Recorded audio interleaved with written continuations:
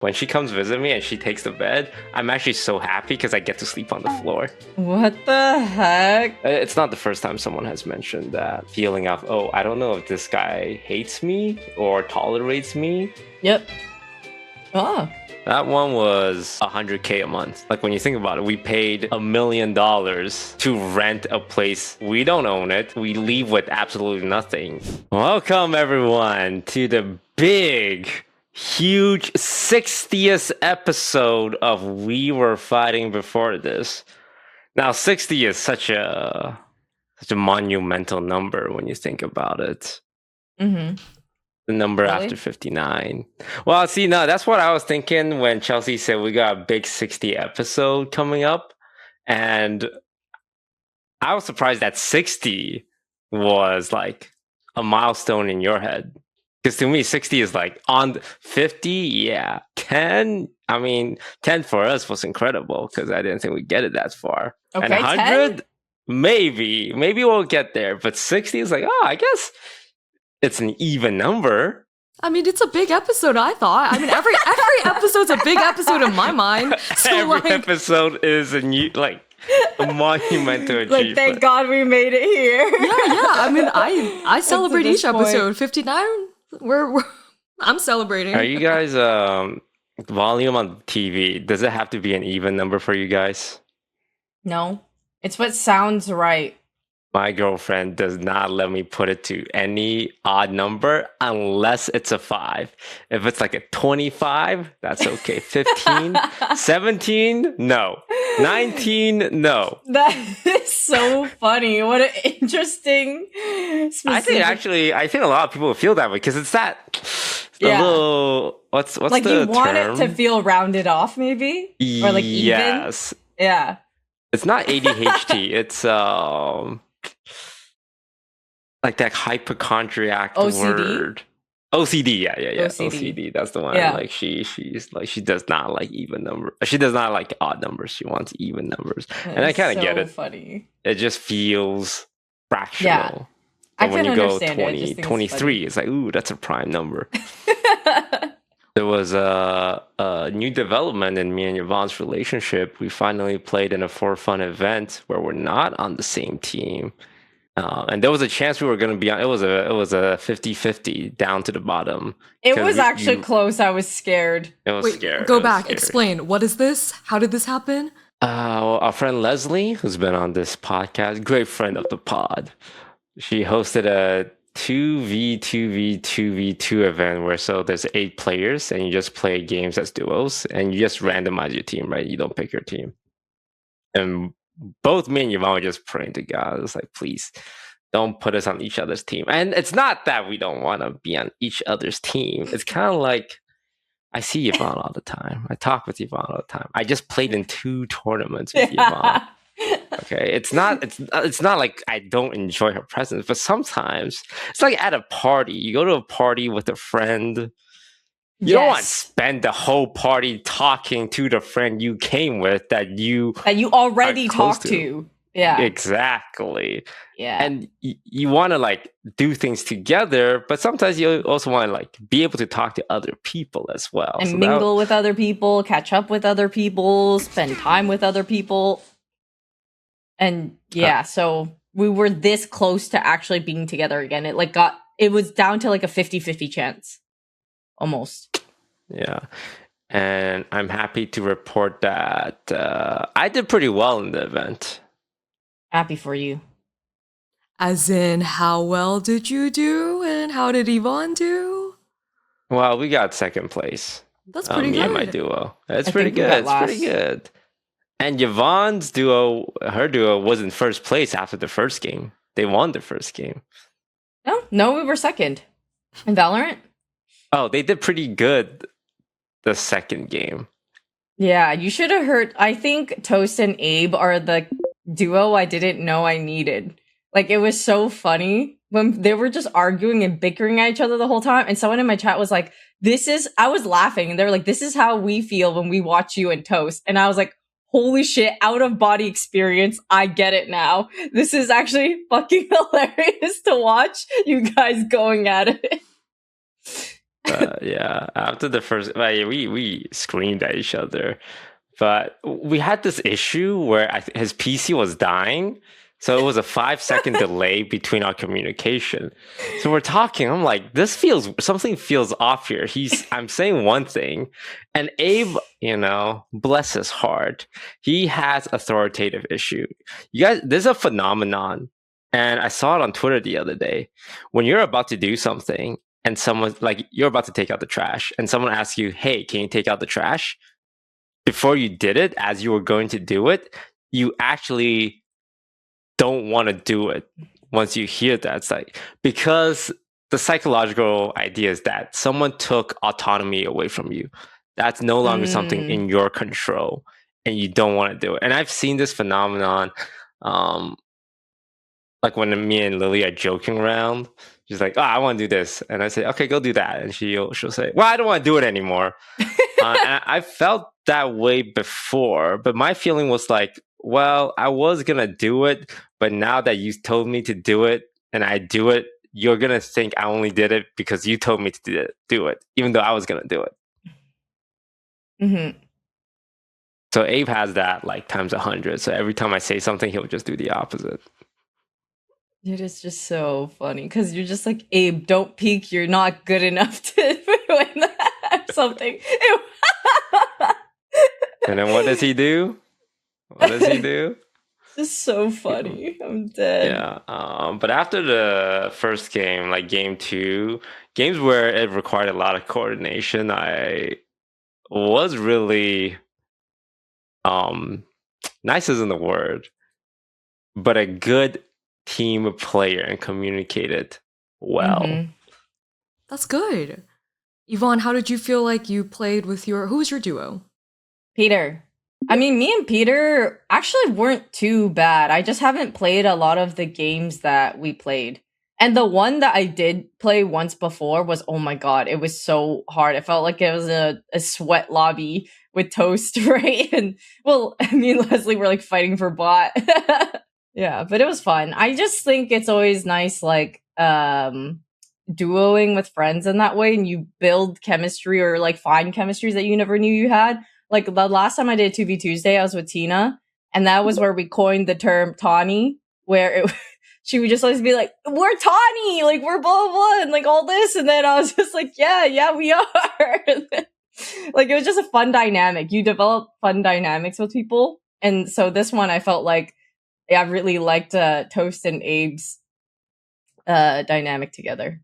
That's pretty good. And I do have a question. Like when I watch you guys play, or when I've recently watched Toast play, you talk a lot. And does that not distract you from the actual gameplay? Because I can't imagine like Depends on the game. Also, distract myself or distract the other people on the team with me. Distract yourself. This guy, yeah. I can't hear my thoughts because he's like, not only will he calm, but he says like a lot of filler or like makes a lot of noises, and so I can't focus the entire time on what he's saying. So I just zone all of it out sometimes. It really depends on the game. Like if I'm not taking it too seriously, talk a lot just because you're kind of a streamer, you have to, and it's okay. Not to get sciencey with it, but a lot of talking is just setting up like a punchline, or like like what Yvonne saying is like sometimes over talking is also funny because you're like blah blah blah blah blah blah blah blah blah blah useless information, and trying to get your partner to crash out for a reaction. Does it distract myself? I would say, I don't know, Yvonne, if you feel like this when you play solo games. In solo games, I definitely play a lot better if I'm talking a lot, especially strategy games. Like I'm sounding out what I'm thinking, what I want to do, because it helps the viewer. So it's like, oh, he's thinking about doing this, he's thinking about doing that. And when I sound it out and I hear it and it doesn't make sense, it's like, oh, actually, wait a minute, that doesn't make sense. So it doesn't distract me. It helps me a lot. I think it depends on what game for me. If I'm playing League of Legends, talking kind of does distract me. And because I'm trying to focus, I'm like managing multiple things in my head at once. I'm trying to farm, I'm trying to look at the mini map often, I'm trying to like look at ways to weave in like damage. There's like all these little things going on. But if I'm playing like a TFT or if I'm playing a different game where I can talk it out, I think that makes it more fun for me. I don't know if it makes it like if I perform better or not, but that's when I have more fun with it. So I think that matters more. I feel you guys. I just think if like I were playing Brawl Stars, like I can't be talking as much as I would like, if it's just like I couldn't. I think that's normal. To not talk while you game. Yes. I think that's like a very and you're also playing by thing. yourself, so I'm sure you're not used to like having to communicate. Like last week we talked about you playing with your partner, and do you guys like calm like, okay, I'm doing this, I'm gonna go here, let's go do this? Yeah. How is that? Like, does it feel good? Is it like good coordination, or is there like, oh, I said to do this, but you went and did that? Yeah, like we definitely will get into like riff, like we'll like definitely have moments where we didn't do what we wanted to do because like we didn't communicate, and then we're like, well, we're already on the phone, and like why aren't we like performing as well as like we thought we should? But I'm not a yapper, like when I play it, like I'm locked in. But you guys will be happy to know, like I said last week, I canceled tennis to play Brawl Stars, and I made it, guys. Yay! I made it. I'm so happy. Congrats! Thank you so much. I screamed on the top of my lungs when I got this. I was like, I made it. I will no longer be. This is it, guys. Legendary. Yes, thank you so much. Yes, look, I got the card. Whoa! I'm just like, let's go. This is, and then I'm done. I can't go any further. This is as much as I can. Oh, yeah, nah. You can. Oh, so it goes. So legendary puts you at the top 2% of players, 1.5% of players. Wow. Yeah, and then afterwards is masters, and then after is the pros. Oh my god. Oh, wow. You gotta be above masters to be a pro? Yeah. Which I think there's only like 14 players in the States this season who are pro. Who's the best? Who's the faker of Brawl Stars? I don't know. You know the pro scene, Chelsea. I didn't get that far. Every time I go, but I do watch them. Like I'll like go see like who's playing, but I don't know they play on iPads. Yeah, I'm just watching, supporting. Oh, they play on the iPad? Yeah. Yeah, we're iPad kids. Well, I would actually love to know, since money has always been such a big topic on this podcast, and you guys have been in the streaming place for 10 years, what's some of the craziest things you've seen streamers spend their money on? Not like crazy? A business venture, but like their personal spending. Like, they're like, okay. Housing is pretty damn expensive. I would say housing, like when you're paying rent in Los Angeles for like a content house for how many people, it goes up to like the 5-digit thousands, Digits for us even. Because we rented the same house FaZe did recently that they moved out of. That one was $100K a month. Like when you think about it, we paid $1 million to rent a place. We don't own it. We leave with absolutely nothing. It was just, here's $1 million, and at the end of the $1 million, you don't get anything, right? Yeah. It was, rent is crazy high, but you're kind of forced to, well, not forced. We want to live together because you want to make content together. And how do you find a place that can not only fit 8 streamers, their setups, their personal space, internet good enough, and also a whole production's worth of gear, OTV and shoot space? Your options are limited to giant mansions in the Hollywood Hills, right? And those are really expensive. Yeah. So rent is bad. I don't think I've ever seen, like, with my eyes, oh my god, that's a crazy thing that you just spend money on.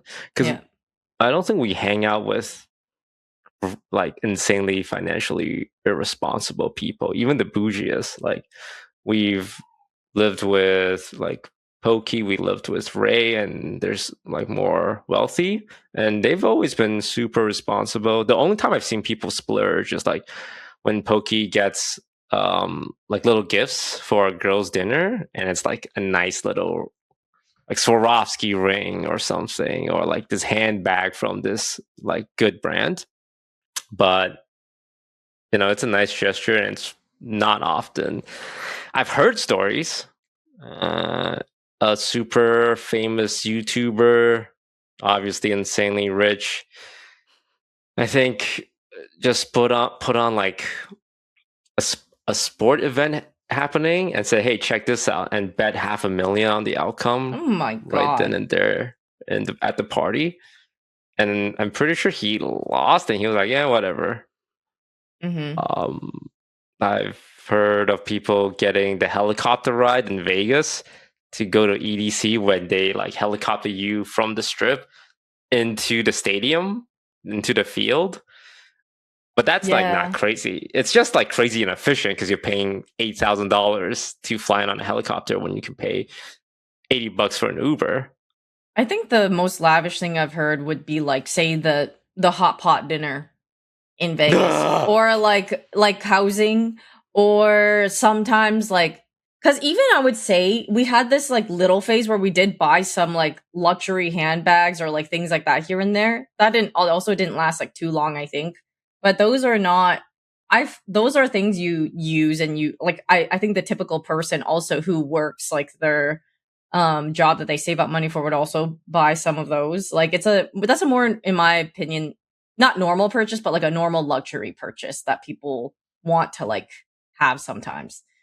More outlandish things would be like that hot pot dinner or like the housing. Like, people buy fancy cars. I think that's pretty normal, like Lamborghinis. It's funny because when it comes to streamers, that lifestyle is so low budget. They need a PC, they need internet. Like super multi, like 100 millionaires, like Asmongold, XQC, right? These guys are making hundreds of millions of dollars, but they still like are relatively the same. Like they're still streaming from a room. Like maybe they're wearing cooler stuff, maybe they're driving better cars, but there's only so much you can do with money as video game players. You don't really think of ways to like blow through that.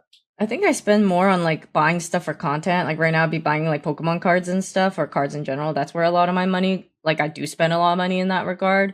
Or housing, like rent for the apartment and stuff. Like those would be and also paying editors and assistant or like anyone to help you. Those are usually the bigger cost of things I would spend.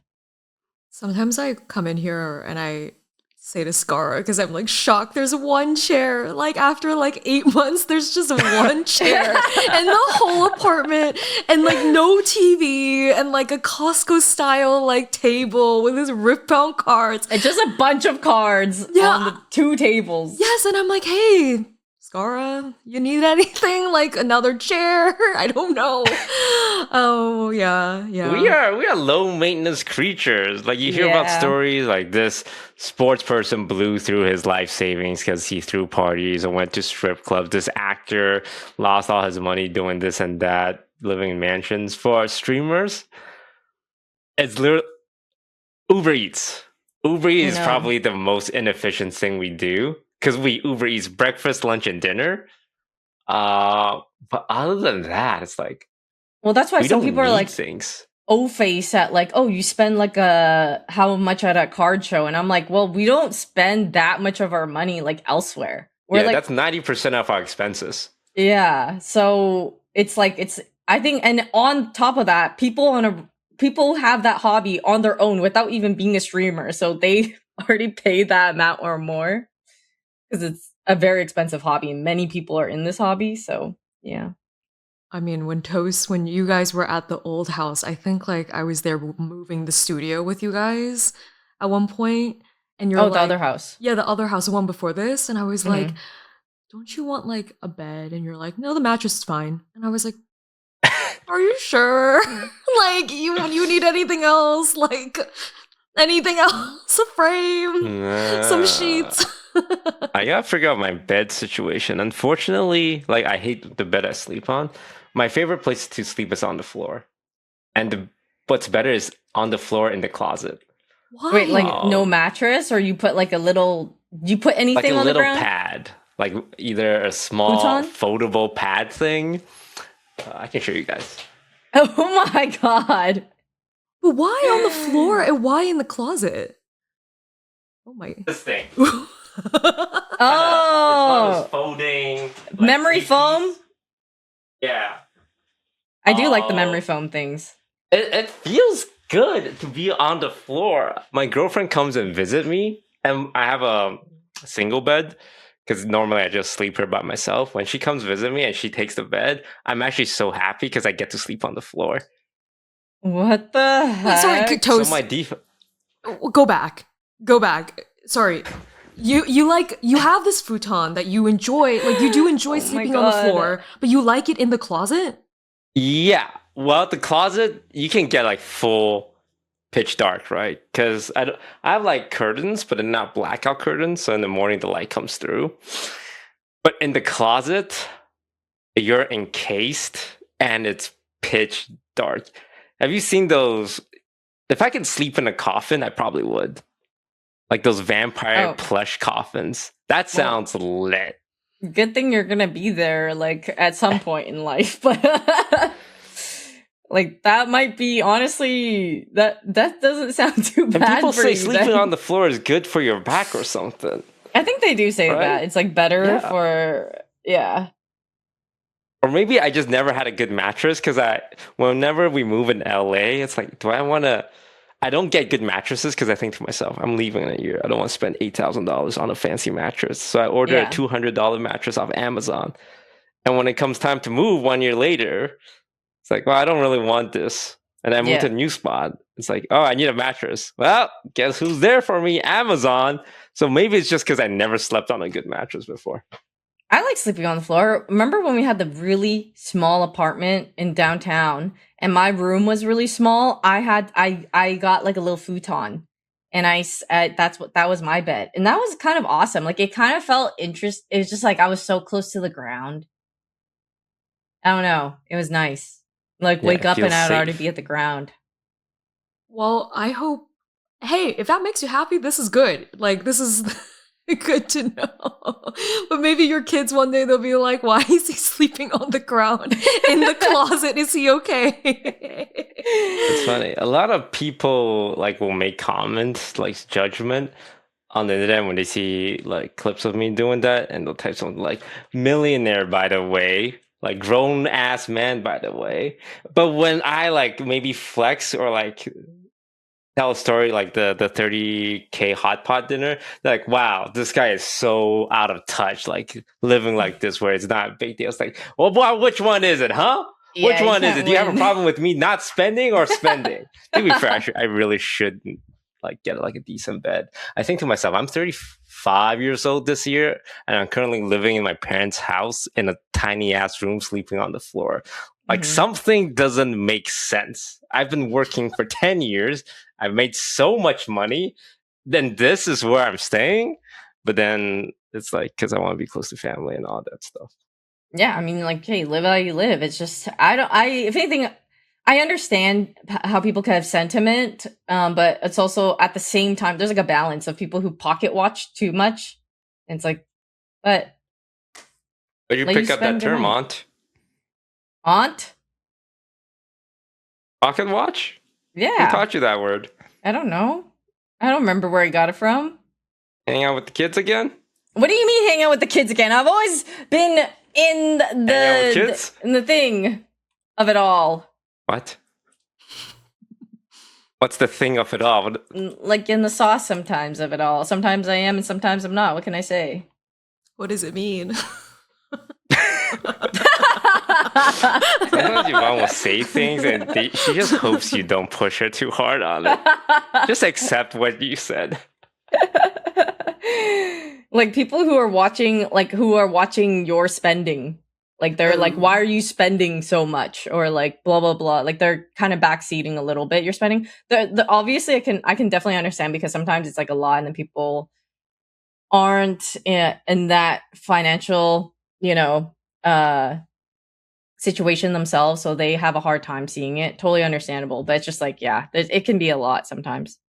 I have a big, not gripe, But my girlfriend pointed this out. Wow, Toast, you've been with offline TV for 7 years, Mm-hmm. and you always had not the best room. And you move out, and now you're in this tiny room. And I think to myself, man, should I have asked for a better room in all my years at offline TV? Because how it usually works is me or Scar will always take the worst room. I thought you had a good in the Fuller house. You had the master Then I bedroom. moved in with 3 months left on the lease. So after Pokimane moved out and no one was there to take her master bedroom. In our apartment, you had the best room, the smaller Hope and Flower one. The Hope and Flower one, where you and Scar moved out after 4 months because we agreed that I would have the whole apartment to myself and you guys were just there temporarily. Were you there? I thought we moved. Oh, maybe, yeah. But you had the Yum Yum. Well, those weren't offline. That one wasn't on offline TV house. Yeah, when you think about the actual offline TV houses. Yeah. But the thing is, I never had a problem with it because to me, it's just like I don't have a lot of stuff. I pretty much rebuy my stuff every single time. Mm-hmm. But it would have been nice. Scarra, like picking a room. I thought to myself, oh man, I really wonder what it's like to, because I'm just so used to this. Like this room like size. If you had a bigger that's normal. space. Yeah. And my girlfriend's like, why, like, have you ever considered getting more space? And I thought to myself, well, was that an option? Can I do that? Used to it for so long. Am I allowed to have wants? Because living with 7, 8 other streamers, I realize people have a lot of like needs, right? And it's fine for them to like have those needs and like need them met. And it always worked with me and Scar because our needs are low. Like Scar, he needs to be somewhere cold. That's his one non-negotiable. If you live on the same floor as him, you gotta be like a cold person. I was briefly on the same floor as Scar in the basement. I remember this. Oh my god. Every day I'm fighting for my life under 10 layers of blanket. And my bathroom wasn't in my room, it was in the hallway. And that was why I peed in the bottle one time. That was the bottle pee story. I want you guys to know I don't pee in bottles because I'm some kind of bottle peeing freak. It's because it's so cold that I don't want to get up and walk to the bathroom. So I peed in the bottle that day. Yeah. It is cold. It's like set at like 65 here, 64. And sometimes he's actually gone. Like, you know, when he went to China, he left the AC on and I came in to film. And I kind of was like, this guy left the AC on. First off, don't you care? Like, you know? And then I turned it off for him. I didn't think I told him because I just felt bad. I was like, no one's here. But it's cold. But you're low maintenance, you're saying, because Scar's low maintenance. His qualifications, Scar's very low maintenance. Not that okay, but he needs his cooler, like the water system. That's like a big one for him. Yes, he loves the cold and he loves drinking cold water. Mm-hmm. No, the girls just always had more stuff and like pets and stuff. Girls, and it's just kind of like based on need, right? Because we also had this discussion. Oh, Toast, why don't you take your big room? And I think to myself, well, what am I going to do with it? I have only so many clothes, right? And the girls, like, I opened their closet. It's like packed to the brim, the entire rack, all clothes. On the top, all shoes. And I'm like, yeah, no, please take it. And I think all the pet owners in our friend group are the girls. Most of the guys don't own pets. So now you also have like a bunch of cats, a bunch of dogs. It's like you can't really keep them in a small space. So we just end up with the smaller ones. And then me and Scar always play this game of like, okay, who's going to take the worst one this house? Oh, you took the worst one last house. But the problem with Scar is I just know he's too nice to say anything. So I need to like play this psychological mind game with him. It's like, hey, look, yo, you took the bad room, I'll take this one. And it's like we don't see it as a downside. Because we're not giving up that much, and it's the only way things work. But I've been wanting like a bigger space myself more recently. I keep telling my parents like, hey, you know, I know I'm here in Canada with you guys, but I'm gonna need a bigger space because I'm 34 years old and I cannot be living in a room in a house with like 5 people. I just don't know if I can keep doing this anymore. Yeah, one time Toast was before the most recent house that they were in, he was trying to get me to move in with them, and he's like, so okay, here, but how about this? What if you did get the master bedroom? Would you move in then? And I was like, I could not do that. Like out of good conscience, I couldn't take the master bedroom. Out of everyone who's there, nah. Who usually gets the master bedroom then? Like, what's like how do you guys determine that? For the last 2 houses with offline TV, it's been Jody, and it's because she has 2 cats, right? And that's a lot. The second biggest one would be Sydney because she has a dog, and they need space. So it's just based on pets and needs, and they've always been super like conscious of what they were getting, and like, hey, you know, this is really important. I really appreciate it. Is everyone okay with this? Because we can still discuss it. They were flexible. They didn't come in and go like, hey, I got pets, so I get this. They were like, are you guys okay with this? Because it's funny. When you get the bigger room, it comes with a lot of guilt. Like, hey, you're going to get a big room, but just know all your friends that you love and adore are not getting as good of a room. And because everyone in the friend group are just so nice in general, I just know that when they take the room and when it's decided, it's not a great feeling. It's a good feeling because like you got the space you needed, but it's also not a great feeling because it's like, oh, your friends had to sacrifice for you, but nobody really sees it like that. But it's normal to feel that way. Well, I didn't know, Toast, that you lived in this room right here that you're filming in. Like, I thought this was just like, I didn't know you slept there. Oh, you thought this was a set? Well, I mean, it looks like a set. That's why I assumed that you. Well, that's because like Red Bull. I'm not even joking. It's like, bro, your background is just. We can't have a Red Bull athlete living in what looks like a hovel. So they sent 2 of the most popular decorator in the gaming space from LA, flew them up, and just made this background for me. And it's funny enough, last week I got a message from them. I was like, hey, Toast, Red Bull's really happy with how good your background looks. I'm like, yeah, I mean, it looks amazing. And there's a lot of good branding.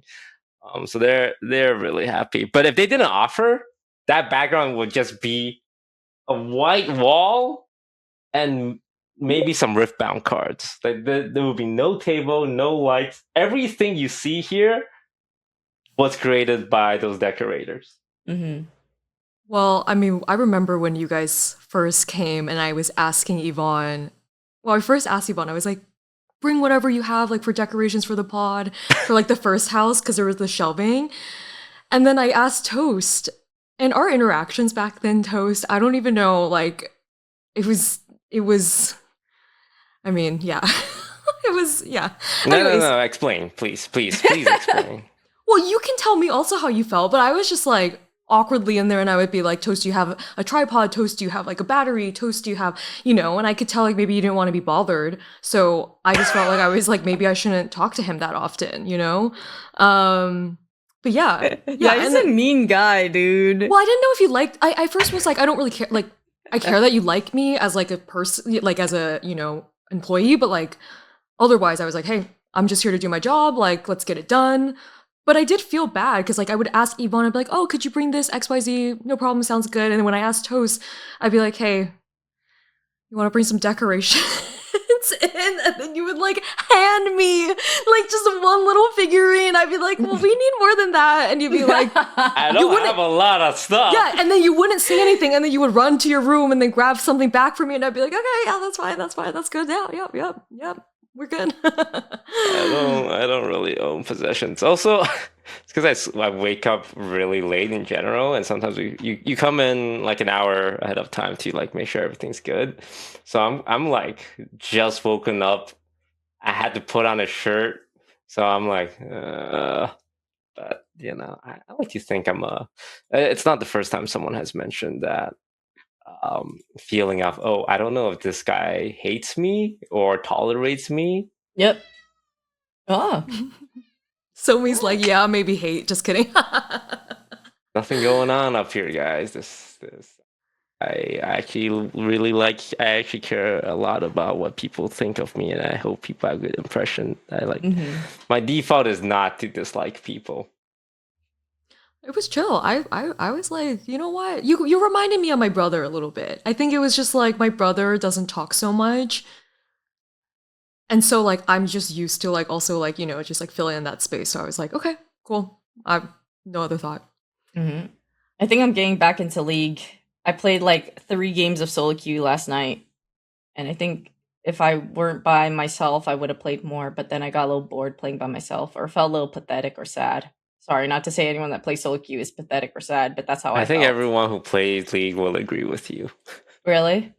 Yeah. I was just like, I've been playing by myself for like 3 hours. Soul in the world is like, yeah, I hate myself when I play League. I played and I'm just like, oh, I won 3 games. Nice. Now what? And then I went to play ARAMs with friends because that made me feel better and less alone. Yeah, League is a game where I would just have like really short bursts of like, oh wow, yeah, League. 1 month later, and after I'm always like, why am I doing this? Like, yeah, like it feels nice when I win, but sometimes I'm just coin flipping my happiness every game. Yeah, yeah, same. And it's like I get into League for like a little short period and I'm out again, I'm in again. And League is such a game where you should upkeep consistently if you want to progress. And so when you are in and you're out so often, you lose that momentum or you lose the skill that your skills that you're trying to brush up, and then it's like the same thing all over again. And you don't know if you're going to win or lose because you're not, practicing. Do you guys think you could like lose a game but still be happy? Like you come out and you're like, you know what? Oh, no? Okay. Oh, not solo queue. So, because it's always like sometimes it's your fault. I'm gonna be honest. Sometimes I definitely would play games like, oh, wait, I really lost the game for our team. But sometimes it's like some jerk on your team screwing everything up. And the worst thing is he's like insulting you and saying like really rude stuff to you. Literally happened yesterday. Oh. I was literally fucking carrying their asses, okay? And we could have ended the game. We literally could have ended the game. The Nexus was like 3 autos away from dying, and our Singe the entire time was just like hitting Dragon. It's like, we could have gotten free Dragon, free Baron. Look at us now, we're coin flipping the game. I'm like, bro, you coin flipped the game. We could have just ended it, and that was it. We thankfully still won, but holy shit, I was getting like so many people pinging me saying I was like, I got MVP, by the way. Screw you guys. Wait, like other people were pinging you? There was only one, like it was the jungler who was pinging me for whatever reason. He also kept getting caught nonstop. And then our Singe was also like, we should have gotten Dragon and Baron. And the only other person on my team was Cho'Gath, who is like, no, she was right. We could have freaking ended. And I was right. The Nexus was 3 autos away. I mean, I wasn't there, so I couldn't say for sure who was Just right. know it would have fucking ended. I believe you, but again, like I wasn't there, like so. But I'm glad you won. Yeah, if we lost that one, I would have crashed out because it should have ended at that. Anyway. Yeah, but to Chelsea's point, have we considered playing games where the downside isn't being angry or sad? Yeah, that was how I felt when I played Animal Crossing. But the highs are not as high in Animal Crossing. Something about beating other human beings just feel a lot better. Yeah, the dopamine does go crazy, which is why I've always liked games where I had to face someone else, whether it's like Hearthstone, StarCraft, or like League, Valorant. Love the games where you have a chance to outplay people and it feels so good. Yeah, like single player. I played a lot of single player games growing up because I was, it's just fun. And I was always so scared of playing multiplayer games. The idea of losing, going one-on-one with another human being and being beaten and being less than them gave me so much anxiety. But it's what people love. People love to watch PvP games. People love to, sports is real life PvP game. I think I've so always you just got to get PvP. used to losing. I don't think I've ever enjoyed like single player games nearly as much but it's just because the dopamine hit just doesn't hit as intense. But there's never been like a moment when you guys lose and you're like, you know what? I still feel happy. Like this was good. No, there's been games like that where we play well as a team, but it's like one team fight maybe went like not ideal, or we're like, or we came back from like when we were really far behind. So those are not as feels bad. Yeah, you can play a good game, or like when I play Hearthstone or strategy games, and I don't win, but I felt like I made good decisions, or I felt like I learned. Learning is always good. Like when I play a game, and even if it's a blowout by turn 3, I can think to myself, "Oh, I did this, and I just lost the whole game." And I can take that into the next game. It's this cliche I say. It's like losing is learning when I want to cope about losing a game. But it's true. Like the worst thing at the end of the day, your rank, your number doesn't really mean anything, right? Let's say your 2,000 elo points in whatever game you like to play. That is just a number. You as a player don't necessarily reflect that number. Like if you can go in and hack the game and change that number from 2,000 to 3,000, sure. But you yourself as a player are still the same until you get better or you get worse. So you got to approach these games with a learning mindset. I'm playing card games with my niece. She's 6 years old. There's this Disney card game called Lorcana. That's a TCG. Oh. And she, my brother's huge into TCG, so he's been teaching her. And she's picking up pretty quick. She's like, oh, I will turn this card into mana, and then I will turn it sideways so I can play this card. Like really high level stuff. I don't take it easy on her. Are you serious? I don't take it easy on her. Okay, Because, and I'm not sure if I'm a bad uncle, but she has a hard time losing. Like she's at that age where if she tries something and it doesn't go well right away, she'll start crying and give up. And I'm sure a lot of kids are like that. But I don't want to take it easy on her because she also needs to learn. Mm-hmm. Yeah. Against my 3-year-old niece, I take it really easy. I'm like, I'm just doing whatever, and she beats me, and we go, "Yeah, you beat me!" Against my 6-year-old niece, I'm like, I'm using my full 20 years of playing card game experience. But obviously, I win, and she's she's a sore loser, and she'll go like, "I'm not gonna shake your hand." Yeah. Like I would have my hand out and say, "Hey, Minnie, good game." And so her dad funny. would say, "Hey, you need to shake your opponent's hand and say good game and show good sportsmanship." And she's like, "I don't want to play anymore. I'm leaving." So I'm just trying to get her used to that. And after a day and she cools off, she wants to play again. We've been playing chess together as well, and I also try pretty hard. And she keeps wanting to play. So if you're learning, it's good. You just need to not get discouraged, which is the hardest part. Yeah, you're gonna turn her into a god strategy gamer. And she's pretty smart. When she plays chess, even at 6 years old, I'm like, wow, you like not only understand the game, but show a lot of critical thinking. Yeah, maybe that's what I mean. mean, kids are just smart in general. Yeah, I think she can turn out to be like a great. It's like her training arc right now. Yeah, I have 3 nieces now: 6 years old, 3 years old, 0, and a brand new baby. And I'm trying to think my role as an uncle. One day they're gonna find out I'm a content creator, right? They don't know that yet. But they don't. I don't think they really understand. Mm-hmm. They just know I go into my room and I start talking, and there's a camera, and I play games, and people call me Toast. I don't know if because my brother and his wife does a good job of shielding them from brain rot. Right, the phone time, none of that. No TikTok, no doom scrolling, no iPadding. Oh wow!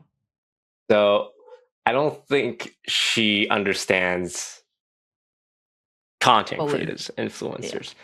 The only thing they know is K-pop Demon Hunter. They love that K-pop Demon Hunter. But I wonder like how they would process that. And would that, like, do they want to be content creators? I hope not. Well, I mean, would you want your kid to be a content creator? I wouldn't stop them. I would just want them to do whatever they're like really passionate about. I think that when you're really passionate about something, you will grind that the hardest and you'll work hard and like magic can happen from that. Like everything that, if you think about it, everything that we've ever obsessed with has brought us to where we are. I was obsessed with League of Legends. You were obsessed with like all these games. And that makes you very, very driven to go far with it. And that's like any talent or any skill people want to develop. I think you just let them take it and run. What about you, Chelsea? Would you let your child be a content creator? Whatever they want to be. I agree with Yvonne 100%. Like, if they're passionate about something, that's the most important thing, right? I also believe that it'll take you far, and I think it's a career that it's ever evolving. It's going to continue to evolve. So who knows what it's going to look like in 15, 20 years. Maybe it's easier, maybe it's harder, but regardless, if you love it and you want to, I would, tell them obviously the difficulties maybe that it could come with, but that's with any job. Like, I think you could choose a corporate job and it could be the difficult as well in different ways. What about you, Toast? Would you be like, you know what? This isn't for you. No, you're blocked. This is not your lane. You're not good enough at card games. Yeah. It's so hard to say. My biggest worry with my kids is them turning out to be spoiled or not good people or rude, the type to be a rude to waiter, the type to feel entitled because maybe I can afford them a slightly better lifestyle than usual. And how do you avoid that, right? Do you raise them like they're middle class, lower class, to teach them a lesson, or like, hey, you got to work for your seat? But if I do that, when they grow up, are they going to want to take care of me? It's like, well, you didn't take care of me when I was growing up. Like, if I'm flying business class, are they flying economy? I can put them in business, but then one day, because I don't fly business all the time, I ain't got it like that. I would say 50-50. I don't want to be one day like we go sit in economy and my child looks at me and go, why, hey, what's up, dad? Our seats are up in the front. So my biggest concern is my kids not being raised with proper values. And being a content creator really messes with that. I think in this space, it's so easy to be flexible with your values and your morals because you kind of have to be, or else so many doors close to you if you like want to stand by like strongly to certain values. So I don't know. I don't know. It would be hard for anyone to be any high position to not gain some sort of like ego or at worst narcissism. But it's not just content creation. It's like it's the CEO of a bank would probably have a lot of traits that are like intense, or investment bankers in New York all will have that trait. And it's like, do I want my child to turn out like that? I thought the what people do for the most part is they give them like a certain amount of allowance, and you also make them work for chores or tasks like growing up, and then when they get into high school or when they get into university, if they want extra income, they find a job. And I think you could still support them fine with everything in the household. Like they have a room, they have stuff, but if they want anything extra or if they want more than that, they have to go and earn it. So I think that's a good balance. Like you're still giving You think them Bronny James worked at the supermarket? No, probably not. But I think if you want to do that, you could with your kids, where not them working at supermarket, but maybe they get like a desk job. It doesn't matter. Like they could do anything. But the idea is that they do have to work for their money, so they understand the value of a dollar. Right. I agree. It's just so hard to know what's the right thing to do. I've seen some good actors, Nepo babies. Like the bad ones, they get called Nepo babies, but the good ones, you wouldn't even remember that they are the child of someone famous. I think Like with Dakota Jack Johnson. Quaid from The Boys. I think that's his name. Is the son of Dennis Quaid, but you don't know that. But then you get other people like Hailey Bieber. It's like, oh, she's the son of Alex Baldwin, who's a super big Hollywood star, and that's why she's famous. And I don't want that for my kid. I also don't want them to resent my name. It's like, I don't want people to associate me with being disguised as Toast Child. I'm gonna make it on my own. I mean, I think it's a little different. I think, well, like Gracie Abrams, great musician. Also, you know, her dad is freaking Star Wars director or something. I'm pretty sure. J.J. Abrams. Dakota Johnson. Oh, film, yeah. She's a good one. That her both mom and dad. Kate Hudson.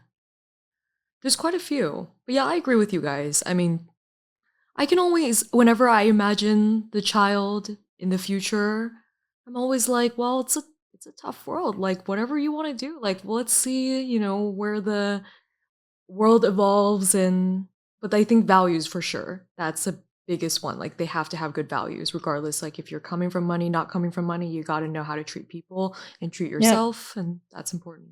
And I think like kids are they learn so much from their surrounding and environment. Like I remember very vividly the types of values and morals that my dad taught me, despite not being the great follower of it himself. But he would always tell me to be very grateful for what I have, that a lot of people have much less, and that you should always be kind to others. Like a lot of the things that I remember sitting at like a dinner table, it's like a core memory of we're at a Chinese restaurant and he's like yapping to me about all these things, and I absorbed all of that and I tried to be mindful of that.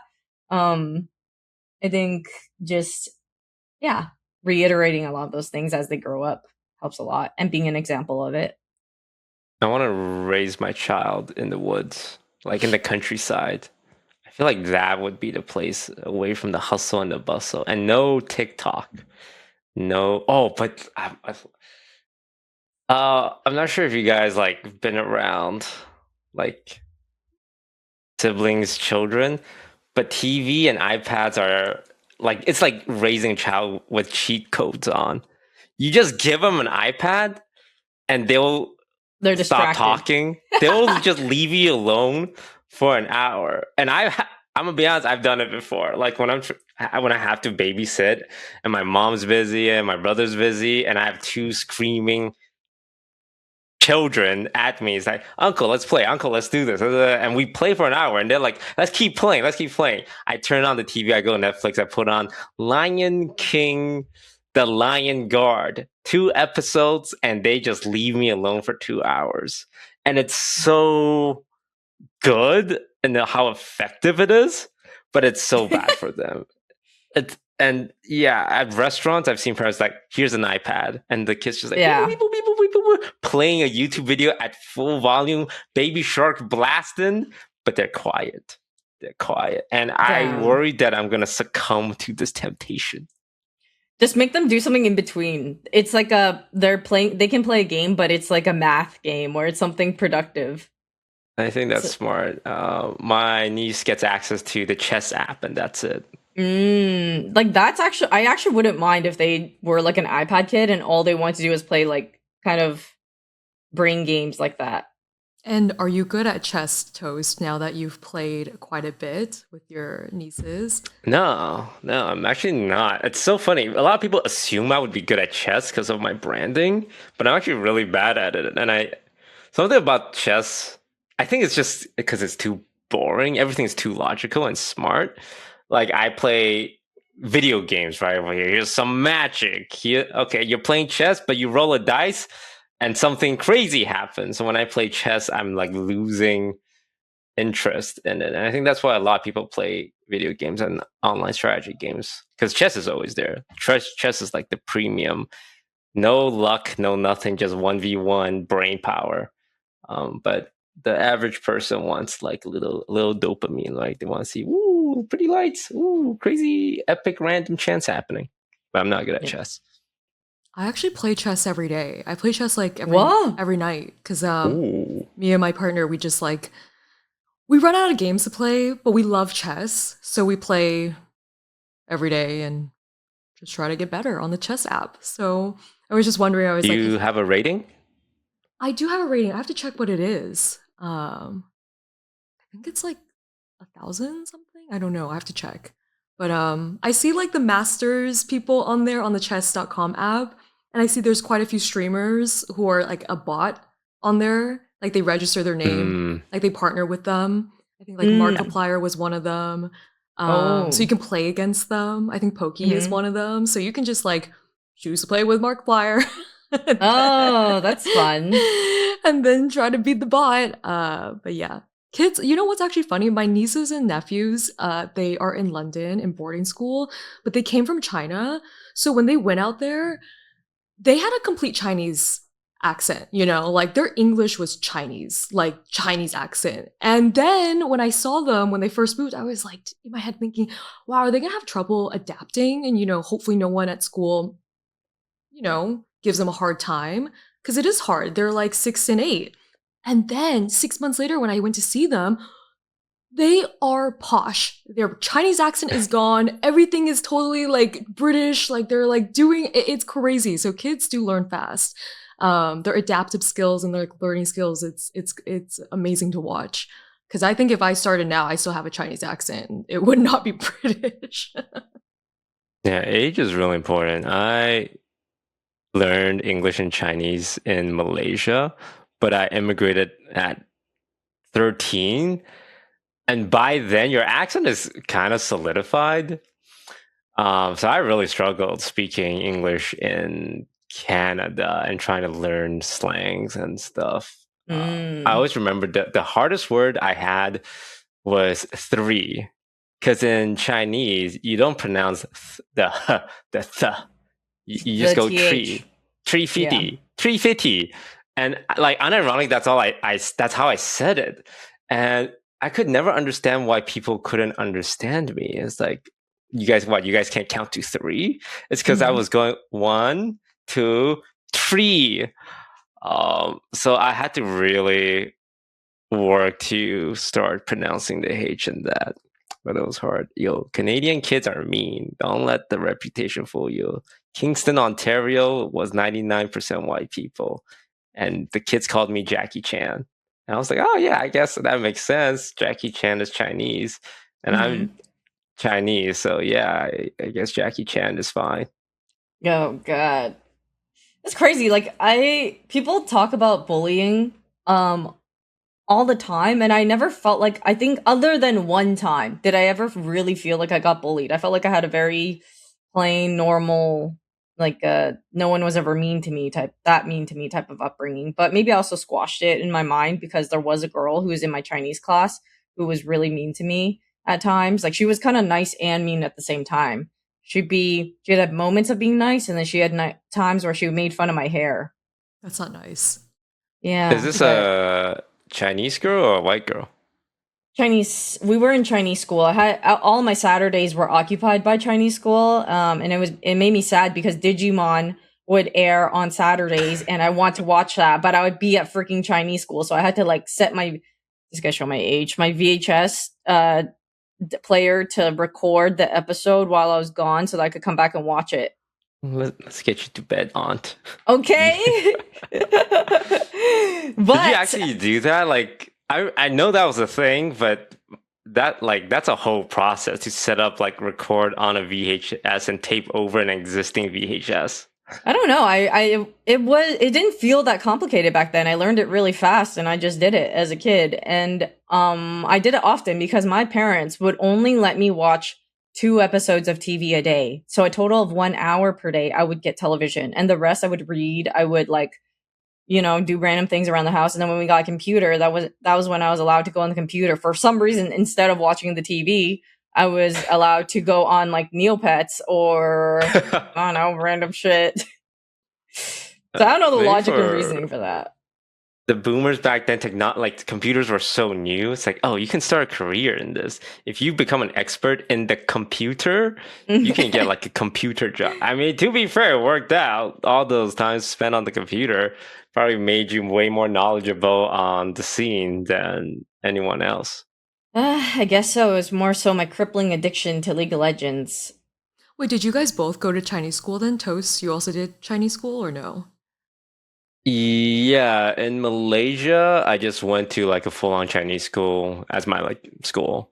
And Okay. then after 2 Mm. years, I went to an English school. And after 2 years, I went back to the Chinese school, which was hard because I'm switching my friends back and forth every couple of Yeah. years. Oh, great, I made some friends. Oh, no, now I gotta make some new friends. But then when I went back to China, the problem with going back to the Chinese school, you would think, oh, you're gonna see all your old friends, right? But because my Chinese got so bad, they held me back 1 year. So all my old friends are now more senior than me, even though I'm the same age. And I like when you're young, a difference of 1 year is a lot. Yeah. So I'm like this tall dumbass in this class, and everyone's like, "Oh yeah, he's kind of slow. He's not as smart as the other older kids." And I knew to run into my Chinese was really bad, but my English was really good as a result. Mm. And Yvonne, when you went to, I mean, like, would you do it again for your kids? Like, did you even like it? And how many years did you go? Chinese school? Oh, Yeah. I hated going like as a kid because you have 2 days of the weekend, and one of it is like your half of the day is spent at a school. You have to get up at 9, go to school, like you're off at like 12 or 1. And yeah, I didn't enjoy it, but it was good. It was like something that if I wanted my kids to be very in their Chinese culture, then I would do it. I also think learning a second or third language is very powerful. And I think that it's one of those things where it's like, I wish my parents made me practice piano. And then I would have loved to know piano in present day versus like back then I hated the thought of like even practicing. I could have learned piano. My parents put me in piano lessons, but the thing is, I was always like I'd rather go out and play sports. I want to go outside type of kid. And so, but now I love piano is one of my favorite instruments. Like I wish I could freaking play it because I think the sound is beautiful. So it's one of those things where I think I would do it just to get my kid at least like in the early years of Chinese school, so they learn the basis of like pinyin and like words and how to read some things. And then if they don't mind continuing it, I would like suggest that they do. Just because also I think Chinese is a very difficult language to learn. So I think the younger you do it, the better. When you get older, it's just, dude, it's so much memorization. There's so much to it. It's overwhelming. It's a tough language. I mean, I Yeah. also went to Chinese school, and like I mean, Saturday mornings after you go to school, Monday through Friday, then you gotta be there at like a community college for like 6 more Yeah. hours. Oh my gosh. But I feel the same. Chinese sucks. Like as a language to learn, it's one that best case scenario you learned as a child when Yeah. you don't know you're learning, so you're just taking it passively. Learning Chinese as an adult, it's like okay, here's 20,000 pictures of words, and you just gotta know what they mean. Here's Just a picture. gotta memorize them. You just gotta know what it means. Like this, it's not like the alphabet where it's like you can kind of you can sound it out. You can see a word that you've never seen, but you can at least sound it out. In Chinese, it's like here's a picture. How do you You pronounce just gotta it? know it. How do you? What does it mean? It's like oh, like there are some times where certain pictures have like consistent theme, like water. Right, water is used in a lot of different pictures. So you can maybe it's something water related, but sometimes it has nothing to do with water. So Chinese sucks. I do not envy anyone who needs to learn Chinese. I have a lot of friends who try and learn Chinese, like Michael, Sid, Ludwig did a whole Chinese like tour, and I'm just like, damn, that's hard. That is So hard. And the worst thing is like if you pronounce it one like inflection wrong, you go from hello, nice to meet you to kill yourself. And it's like, how is anyone supposed to like get into this language? Yeah. It's one of those like you have to go like for exchange or live there for a couple of years, and then you can actually learn it a lot easier when you're practicing every day. Because like, damn, I fucking grew up in a Chinese household. I still have difficulty speaking it. I still speak with a CBC accent, and it's just a lot. You know, in China, like it's also a struggle for some of the like young adults because they're using pinging so much, like when they're writing on WeChat, so they don't Yeah. even need to write it out, you know, on the Mhm. phone when they're messaging. So a lot of people are struggling to like remember the full alphabet of even if they're in China. So I mean, it's quite common. It's hard. It's not like Korean or Japanese where like Japanese they take from the kanji, like the actual like Chinese alphabet, because there's like two alphabets. One is Yeah, well, Japanese and they have an alphabet, which is Yeah. nice. Yeah. We don't have an alphabet. We literally are just, hey, pure memorization, these words all Yeah. here. You know, and sometimes some words relate to something that could be like of similar essence of this, like other, like if you have the wood symbol on some things, that could be like a tree has two wood symbols, which gives you the clue that it has something to do with wood. It's tree. But there's just there's so many words. It's impossible to memorize them all. Japanese tripped me up because of the Chinese, because I know Chinese, and I'll be just looking at some Japanese word, and there's just like 5 whole ass Chinese words in there.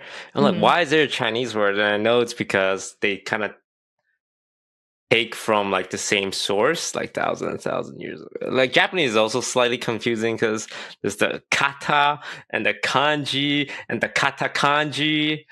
Out of all the Asian language, I think Korean writing wise makes the most sense because it's more English, where it's like here's multiple small symbols that you can put together, but they'll still sound the same. Like they don't really change too much. It's consistent. Asian languages just suck. I think European like English languages are so easy because like even in French, at least most of the letters are in ABCs, right?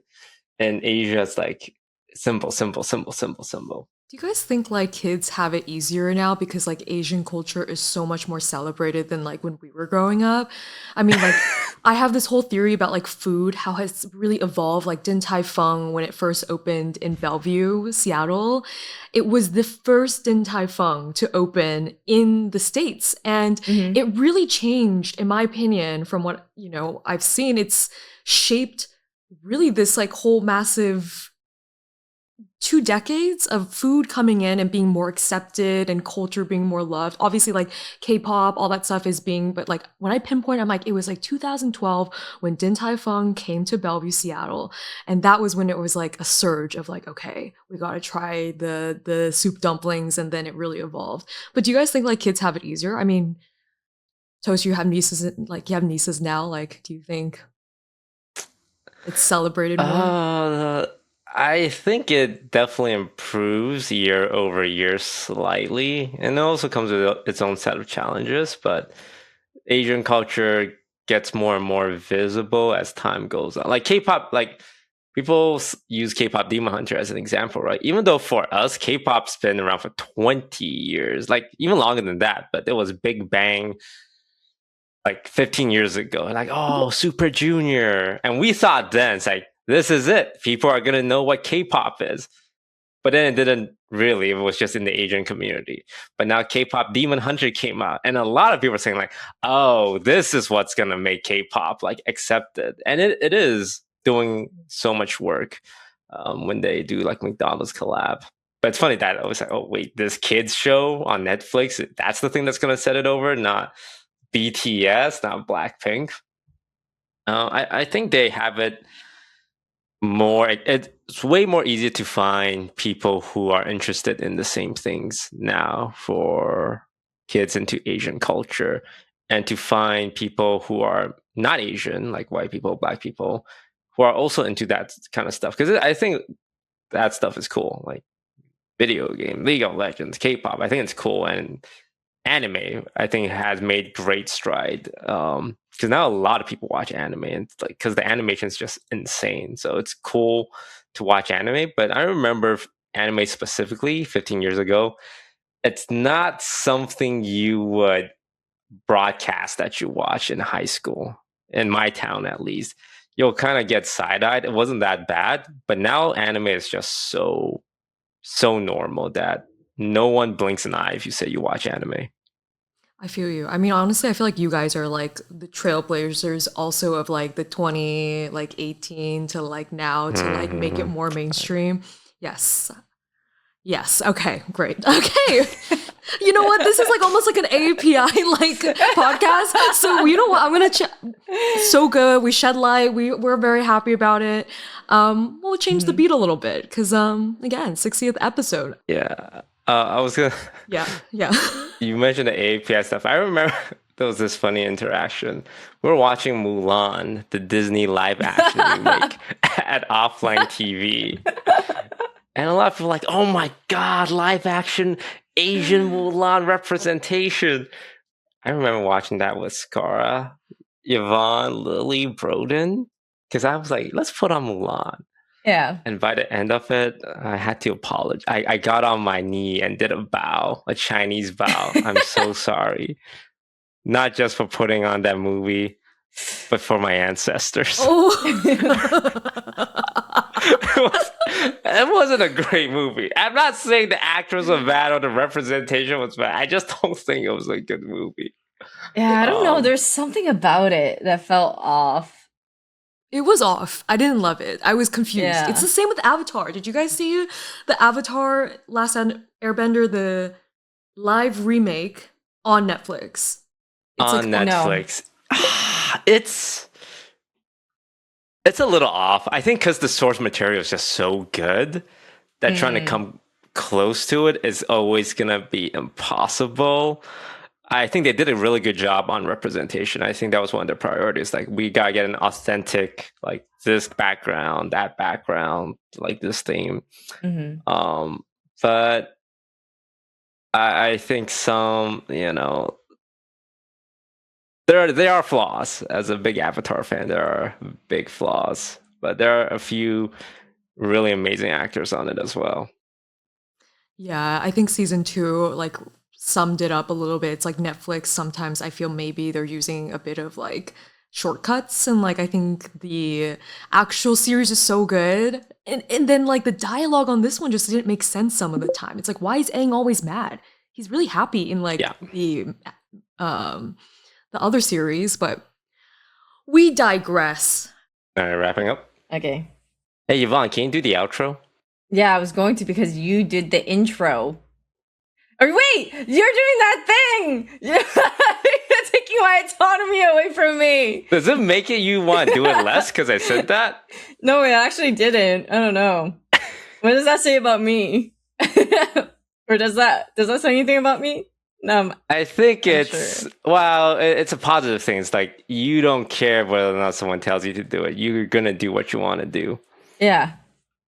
Okay. I'm gonna do it. Or that you're a sheep and you enjoy being ordered around. Don't say that. I'm trying to make things fair because you did the intro, so you're not gonna make me feel bad about being fair in this scenario. All right. Thank you guys so much for watching and listening to this week's episode of We Were Fighting Before This. If you would like to subscribe to our Patreon, that would be awesome. I was going to bring this up earlier, but Scarra gave a great idea, Chelsea. He said that we should play pickleball for a Patreon event. He said you would love it. Okay. Anyway, so if you guys would like that, yeah, please subscribe to our Patreon. And otherwise, hope you guys have a lovely rest of your week. Yeah, Thanks for okay, watching yeah. and listening. Thanks, Scarra. What the heck? Okay. Bye. You just started saying numbers. Yeah, you're right. Okay, no one gets that. Okay. What do you mean? I said 10. But you said something. Okay. Toast gets that one. You're right. Okay. What does ATM stand for? Oh, great.